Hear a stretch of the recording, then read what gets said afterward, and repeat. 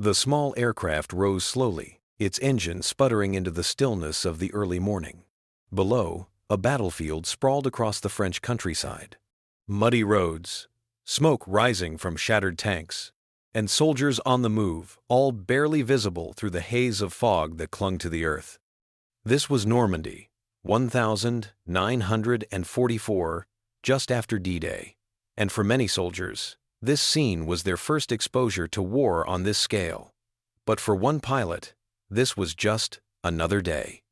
Lieutenant Karl Hartmann eased the controls of the Piper L-4 Grasshopper, feeling the familiar vibrations through the stick.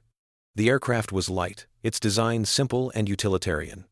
It had no guns, no armor, and barely enough power to fly at 85 miles per hour. Yet, despite its humble appearance, the Grasshopper would play an instrumental role in the war. The mission was routine. Fly overhead, mark artillery coordinates, and direct American artillery fire onto German positions. The Germans had dug in deep. Anti-tank guns, infantry, and machine gun positions had formed a defensive line, pinning down American infantry. The artillery needed to strike precisely, and that meant relying on the tiny aircraft above. Hartmann knew the risks. A lone plane in the sky was always a target.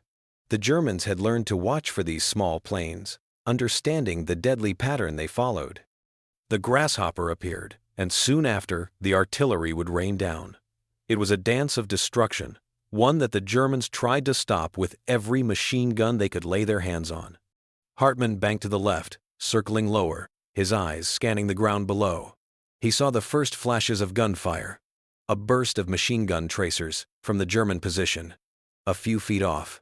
Another burst. Closer this time. The pilot adjusted his altitude slightly, using the plane's nimbleness to avoid the shots. The German machine gunners were good, but the Grasshopper was faster at evading than they were at aiming. Through the headset, Hartmann heard the crackling of his radio. The call came through. Coordinates confirmed. Fire when ready. Hartmann dropped lower, keeping his eye on the German guns.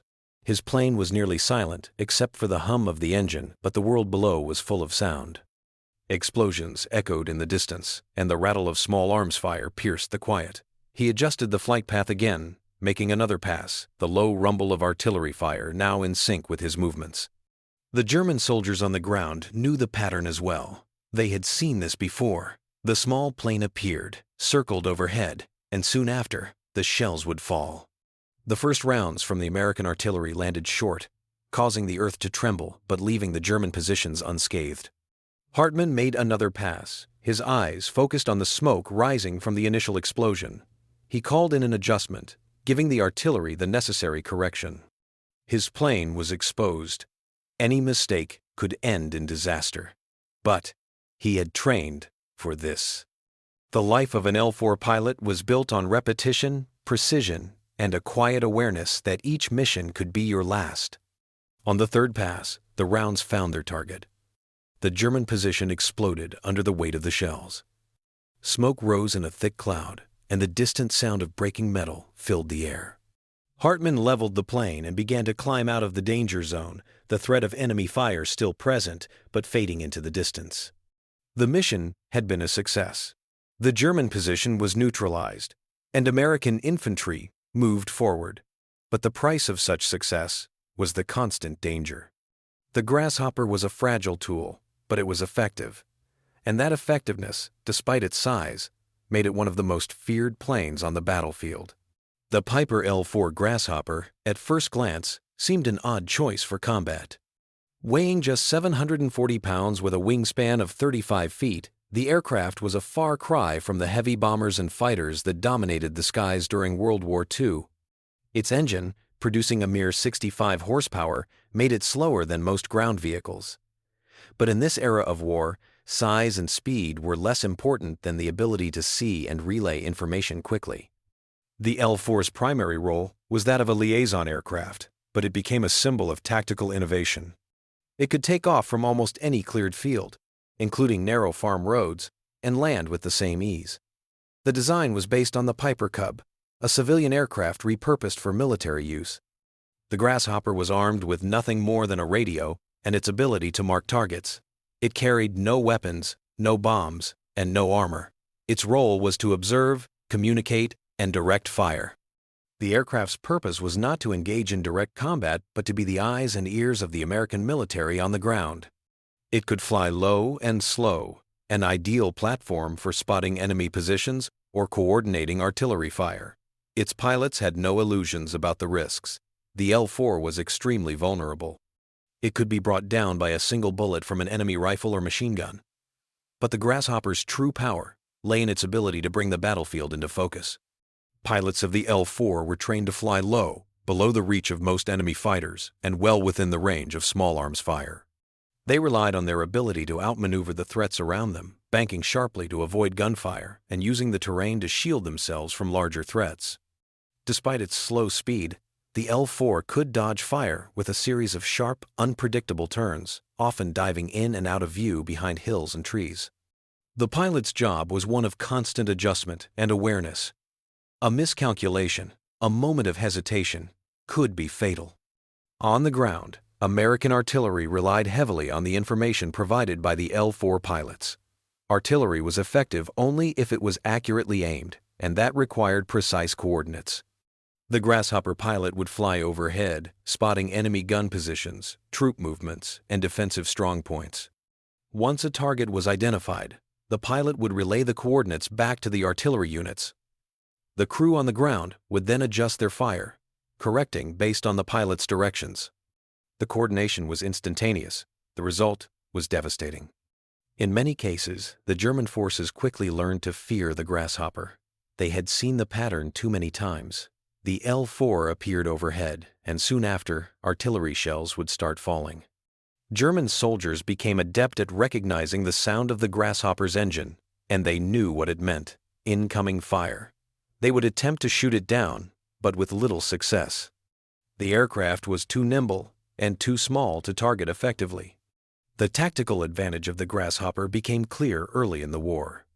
In one particular engagement during the Battle of the Bulge, an L-4 pilot was able to direct artillery fire with such precision that a German artillery position was destroyed in under 10 minutes, forcing the German forces to retreat.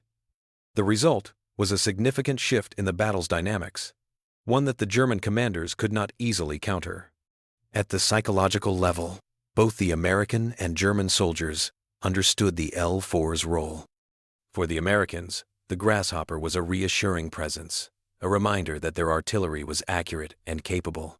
For the Germans, it was a reminder of the precision and persistence of the American war machine.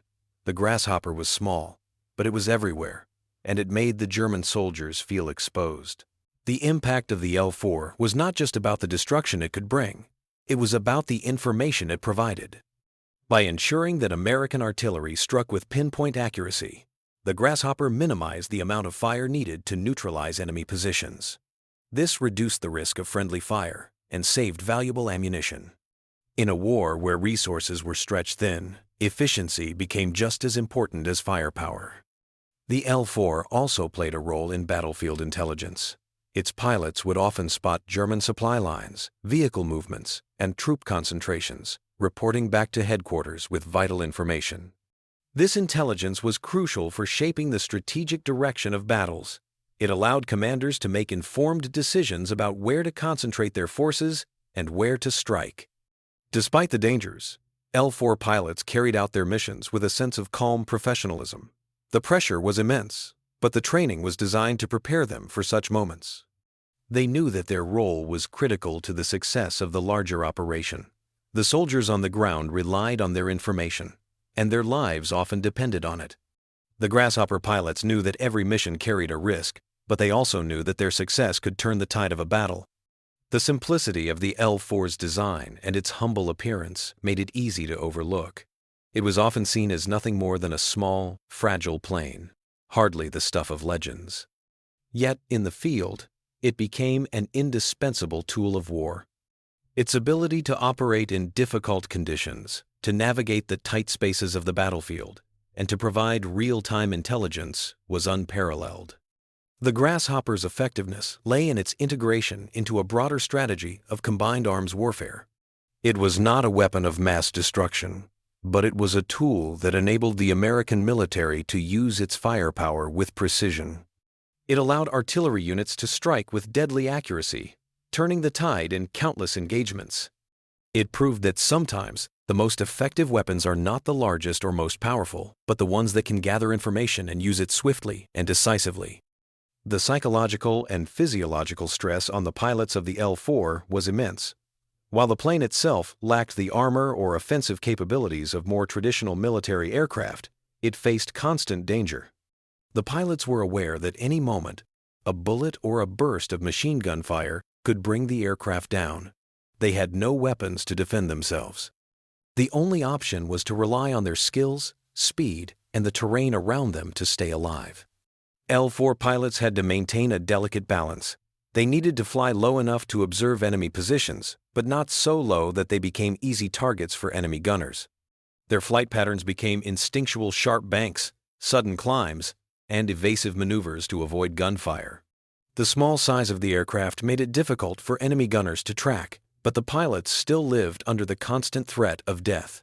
Many pilots spoke of the strange calm that came with the job. It was not the calm of fearlessness, but the calm of training and repetition, of knowing the risks and accepting them as part of the job. This was war, and survival was often a matter of experience, not luck. The L-4 pilots knew their job was dangerous, but they also knew that the information they provided could save lives. The pilots had a unique bond with the soldiers on the ground. They did not carry weapons or engage in direct combat. Instead, they enabled the artillery and infantry to operate more effectively. This made their role indispensable, even if it went unappreciated by many outside the front lines. Strategically, the L-4 was a product of the American approach to warfare. It was not about building the largest, most powerful weapon. It was about building tools that could be used effectively in the field.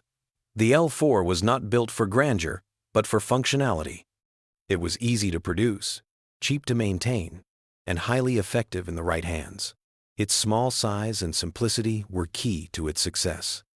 It could operate in environments where larger aircraft could not, and it could be flown by any pilot trained for the job. This was a sharp contrast to the German approach, where emphasis was often placed on producing complex, high-performance machines. The Americans relied on mass production and simplicity, ensuring that their planes could be quickly replaced and repaired. The Grasshopper also reflected the broader American industrial capacity. Thousands of L-4 seconds were produced, each one essentially identical to the last. The scale of production meant that the aircraft were never in short supply. When a plane was damaged, it could often be repaired within hours, or if destroyed, replaced quickly. In contrast, German aircraft production was hampered by resource shortages and the prioritization of more advanced and less versatile machines. The L-4's ability to perform under any conditions, combined with its availability in large numbers, made it an invaluable asset to the American war effort. At the strategic level, the success of the L-4 was also a testament to the importance of combined arms warfare. While it was small, unarmed, and often overlooked, the Grasshopper was a key player in the larger system of coordination and precision that defined American military operations. The aircraft worked in concert with artillery units, infantry, and engineers, each contributing their specialized skills to achieve a common objective. It was the integration of these smaller parts, working together in perfect harmony, that allowed the Allies to maintain momentum and press the Germans back on every front. The impact of the Grasshopper on the battlefield was not just about its direct influence in individual engagements. The aircraft represented a larger philosophy of war, one based on precision, information, and efficiency. By enabling artillery to strike with pinpoint accuracy, the L-4 saved lives and minimized the destruction caused by indiscriminate fire. The aircraft allowed the Allies to fight smarter, not harder, and this philosophy extended across the entire American war effort. It was not enough to have firepower. It was essential to use that firepower effectively, with the intelligence to direct it where it would have the greatest impact. In the aftermath of the war, the legacy of the L-4 was often overlooked. Its role in the success of the Allied forces was not as glamorous as that of the larger bombers or the tanks that dominated the battlefield. Yet, in its simplicity, the Grasshopper provided an essential function that no other aircraft could match. It was a reminder that sometimes the most powerful weapon is not the biggest or the most complex, but the one that can make the difference at the right moment. As the war wound down, many L-4 seconds were retired from service, their roles in the war forgotten by all but those who had flown them. The planes were sold off to civilians, used for training, or sent to museums as historical artifacts. But for the men who flew them, the Grasshopper would always hold a special place. It had been their link to the battlefield, the eyes and ears that kept the American forces informed and coordinated. It had been a tool of precision, a plane that could not be ignored because it had the ability to change the course of a battle with nothing more than a few carefully relayed coordinates. The Grasshopper was a symbol of the American approach to warfare. It was not about grand gestures or overwhelming force. It was about finding ways to use what was available, what worked, and turning it into a force multiplier. The success of the L-4 lay not in its firepower or its size, but in its ability to make the larger system function more efficiently. Its small size allowed it to get into places where larger machines could not. Its simplicity allowed it to be mass-produced and maintained easily. And its role in directing artillery fire made it indispensable to the success of the Allied forces. As history looks back on the weapons of war, the Grasshopper stands as a reminder that sometimes the smallest, most unassuming tools can make the largest impact. The war was won not just through tanks and bombers, but through precision and coordination through the Grasshoppers that hovered overhead, marking targets and ensuring that every shot counted. In the end, it was the Grasshopper that bit Hitler. Not through brute force, but through accuracy, intelligence, and the ability to turn the tide of battle, one small plane at a time.